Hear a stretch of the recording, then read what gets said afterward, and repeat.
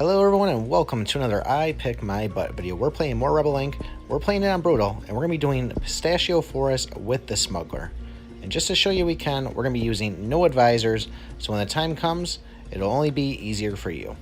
So one of the great things is here, I'm actually getting better with the Smuggler, and these boards are getting a lot easier.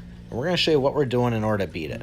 The first thing we want to do is try to find a location where we can kind of be in between all the cities, roads around, and I think Charlie Papa is going to be a good one. So anti-corruption first with the Smuggler, services discussions, we'll get in there. We're just going to let this thing kind of sit for a second and slowly creep out some of these initiatives. So when we go back in, we'll do district representatives, and then we'll go over and do water supplies also. So if you see my other videos, we are still doing the same things, but we're just kind of rearranging them around a little bit, and we will change a couple of things coming up here. We're just pacing ourselves here. We don't want to spend too much money because that will skyrocket that inflation and kind of just waste some valuable dollars on it. So going back in, once this inflation drops down, we'll do outreach office, go over to the civilian tab, and that's where we'll probably do school regeneration or medical supplies.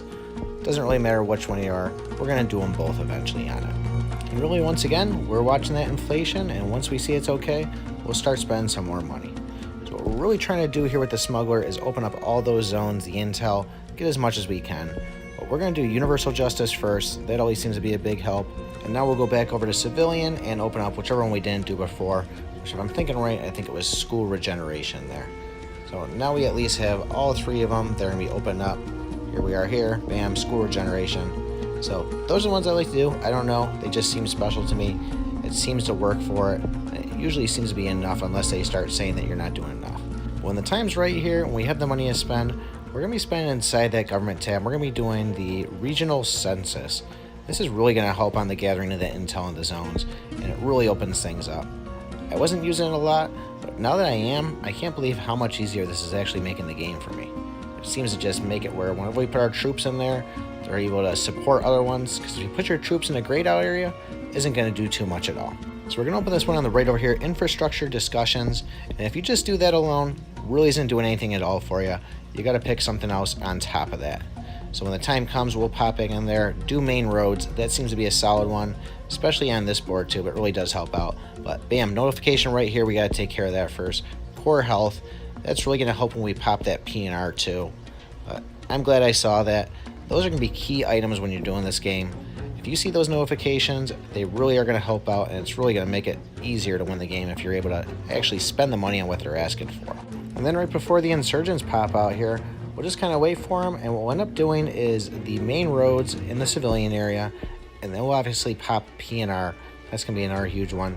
Take that support level, have it flying, and then we should be ready to kind of just rock with these insurgents here.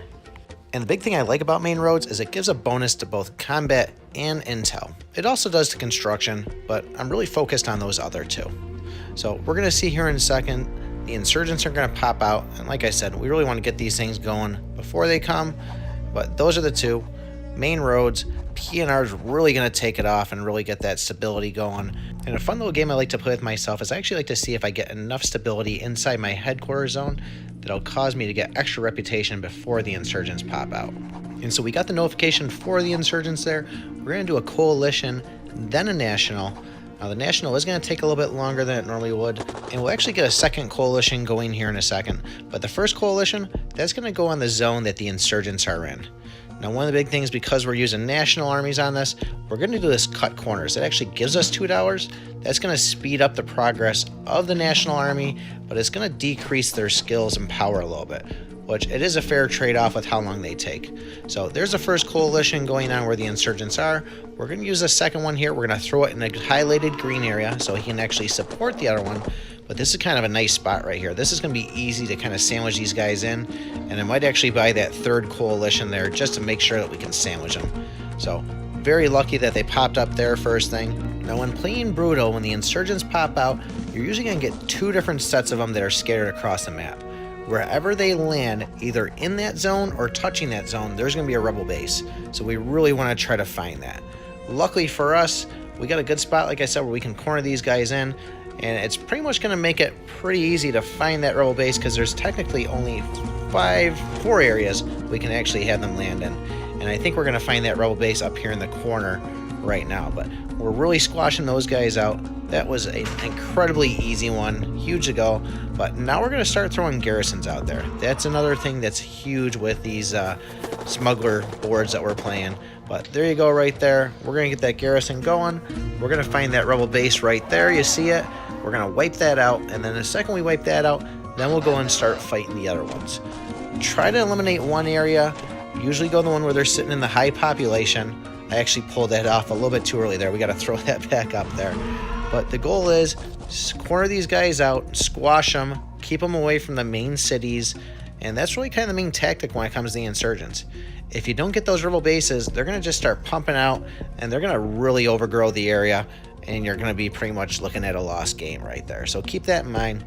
Corner them out of the main cities, find those rebel bases. So really though, this is getting a lot easier for me with the smuggler. You already see we can start to get the reputation there. We're getting the stability on things. So I'm really not finding that the smuggler is too difficult. I'm actually liking them a lot. Really with that cut corners, it makes it 10 times easier. We can really start pumping out those national armies.